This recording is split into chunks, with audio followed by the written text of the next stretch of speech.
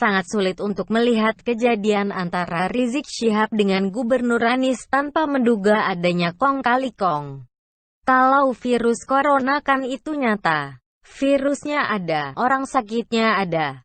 Obat dan vaksinnya belum ada. Itu semua fakta. Namun, melihat apa yang terjadi antara Anies dan Rizik tidak bisa diterima saja apa adanya. Menduga bahwa ada hal politis di balik itu semua merupakan sebuah keharusan. Misalnya pernikahan anak Rizik yang dibarengkan dengan perayaan Maulid Nabi. Sementara ada acara pernikahan warga yang dibubarkan. Ada pula perayaan 17-an yang dibubarkan. Kok yang ini lolos? Perpaduan acara Rizik diatur sedemikian rupa, sehingga ketika ada yang membubarkan, mereka akan memblowupnya menjadi pembubaran perayaan Maulid Nabi oleh umat Islam. Lalu disusul dengan aksi bela Islam atau aksi bela Nabi Muhammad. Lalu rusuh, iya kan? Siapapun yang ada di balik kepulangan Rizik sudah merancang bahwa sejak menginjakkan kaki di tanah air, Rizik harus tancap gas. Harus terlihat garang, menghimpun massa semaksimal mungkin. Memberi kesan bahwa mayoritas umat Islam di Indonesia ini memang mendukung Rizik. Padahal nyatanya kan enggak. Umat NU dan Muhammadiyah jauh lebih banyak dari gerombolan FP dan simpatisannya. Bedanya yang banyak ini lebih memilih kerja karena punya kerjaan. Tidak mau juga berkerumun di masa pandemi ini. Siapa yang mau ketularan virus COVID? Nah, rencananya sih begitu. Rizik datang. Bikin acara kumpulkan massa. Sengaja melanggar aturan PSBB. Dan tentunya walaupun melanggar acara terjamin berjalan terus. Karena Anies saja sowan kok ke Rizik. Kalau Anies niat bekerja buat rakyat Jakarta, dia pasti akan melarang acara Rizik ini sejak awal. Ini malah sowan ke Rizik, seakan memberi izin ke Rizik untuk bebas berkegiatan tanpa karantina. Bebas mengumpulkan massa, gitu kan? Namun, protes publik di media sosial sudah tidak bisa dianggap enteng.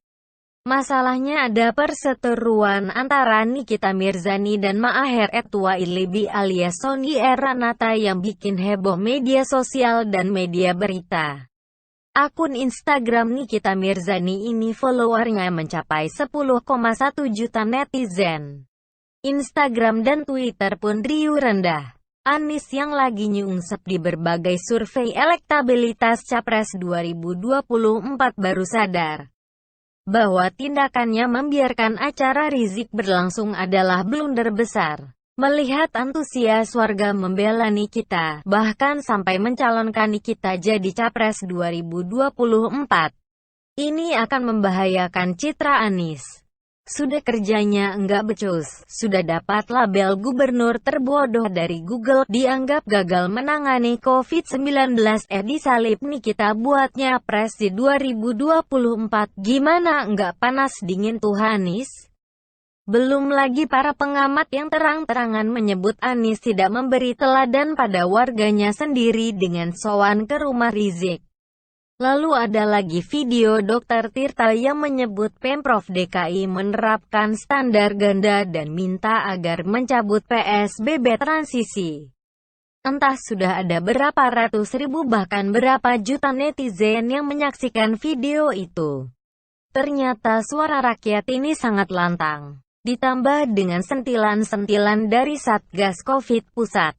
Akhirnya Anies pun tidak jadi datang ke acara Rizik tadi malam. Padahal Anies ini diundang sebagai saksi pernikahan putri Rizik. Bagi saya ketidakhadiran Anies tadi malam itu merupakan perwujudan plan B. Melenceng dari rencana semula. Harusnya Anies hadir, menambah citra kekuatan Rizik dan Anies. Tapi setelah melihat reaksi publik yang sangat heboh gara-gara si Nikita, mereka ini jadi takut akan resiko tambah nyungsepnya Anies. Anies tahu betapa pentingnya soal jumlah di dalam politik. Akhirnya saya duga diaturlah sebuah rencana untuk menyelamatkan muka Anies. Ini yang kita saksikan hari ini. Dilansir detik.com, Satpol PP DKI menyambangi kediaman Rizik.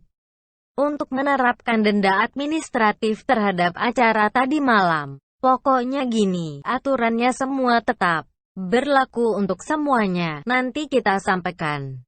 Pokoknya acara apapun yang dilakukan ketika bertentangan protokol COVID maka itu akan dikenai ketentuan kedisiplinan dan penegakan hukum, ujar Kasat Pol PP DKI Jakarta, Arifin. Lah kalau gitu, kenapa nggak dilarang sejak awal ya? Menurut Arifin, pihak Rizik menerima sanksi dan membayar denda sebesar 50 juta rupiah. Yang ada sih saya ketawa. Ingat nggak di bulan September lalu Anies mendatangi sebuah kafe di Jakarta Selatan dan membubarkan pengunjung kafe. Lalu kenapa dia tidak melarang acara Rizik sejak awal? Kan dia sudah ketemu sama Rizik Selasa malam lalu tanggal 10 November. Soal acara itu pun sudah diberitakan ramai beberapa hari sebelumnya kan. Dan sekarang sesudah ramai dikecam banyak pihak. Baru deh dikasih denda 50 juta rupiah itu cincai lah. Ormas dapat dana hibah triliunan rupiah dari Pemprov DKI kan? Kelihatan banget sih, mau kita sebut apa nih? Kong kali kong atau drama?